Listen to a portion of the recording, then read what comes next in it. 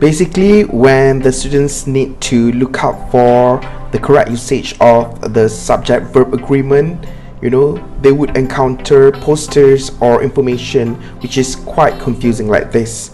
Sometimes, they don't categorize the subject pronoun very well, and it's gonna be very difficult for the students to understand or to memorize the way the grammar really functions in the correct way. So we are trying to come up with an innovation, even though it's just a simple one, but it really helps the students to understand how the subject-verb agreement really functions well.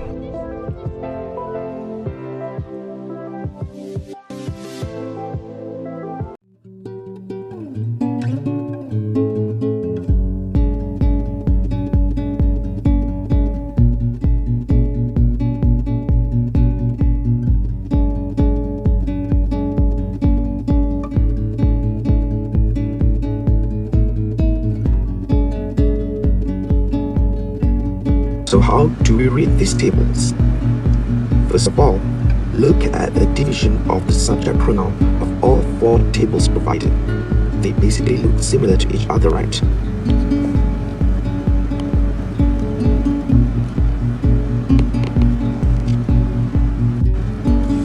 Yes, that's the whole point of it. The innovation basically encompasses on how we arrange the pronouns systematically according to the level of each respective subject pronoun. It's just like how we learn in PM. Remember the term of kata ganti nama? So basically, all four tables apparently use the similar pattern based on the sequence category of subject pronoun. We have first, second, and third on each single table. This is to ensure that the ESL learners, particularly those who belong to the medium level, are actually able to identify the resemblance of the table from one category to another.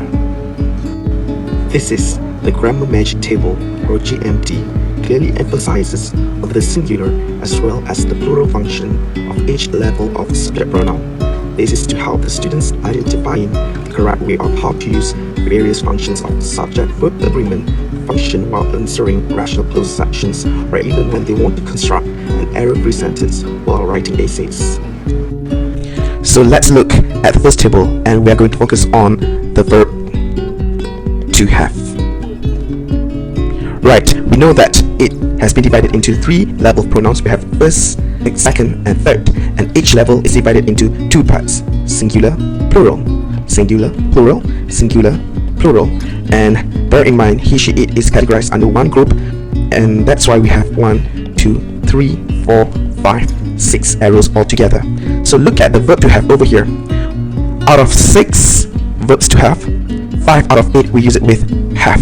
We use I have, we have, you have, all of you have, and they have. Only he, she, it we use it with has. So by right we use 5 subject pronoun with have. We only use 1 subject pronoun with has, and that has belongs to he, she, it. And there is no problem with the past tense because all verb to have we use it with had. Now similar thing goes to verb to do, right? Okay, I will repeat once again. We have first, second, and third level pronoun, and each level is represented with singular, plural, singular, plural, singular, and plural. And he, she, it, once again, I remind you, it is categorized under one group. So therefore we have 1, 2, 3, 4, 5, and 6 arrows. When we talk about the present tense of verb to do, you'll see we use I do, we do, you do, both of you do, and they do. Only he, she, it, we use it with does. So again, 5 SB subject pronoun we use it with do, only 1 subject pronoun we use it with does. Okay, and that does belongs to he, she, it.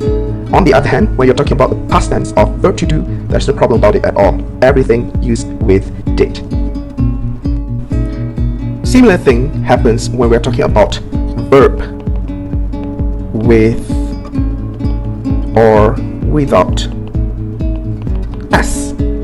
So when I want to explain more about the use of this kind of verb, I'll choose one verb, which is play. Alright, so again, I'm reminding you, we have first, second, and third level of pronoun, and they are all divided into singular, plural, singular, plural, singular, plural, and I remind you once again, he, she, it should fall under one category or under one group.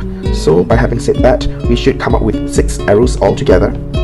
Alright, and you will see again the pattern is similar to the other boxes or to the other tables. Alright, so we use everything without s. Okay, I play, we play, you play, both of you play, and they play. Only when you use he, she, it, you must add on the inflection of s like this. So basically 5 subject pronoun, we use it without s.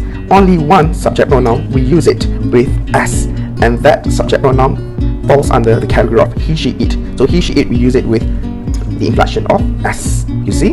And same goes when you talk about the verb with or without s in the past tense. You know, you just have got to add on the past tense spelling of the verb. Yeah. So when you're talking about verbs such as write, so the spelling for simple past tense for write, it should be wrote.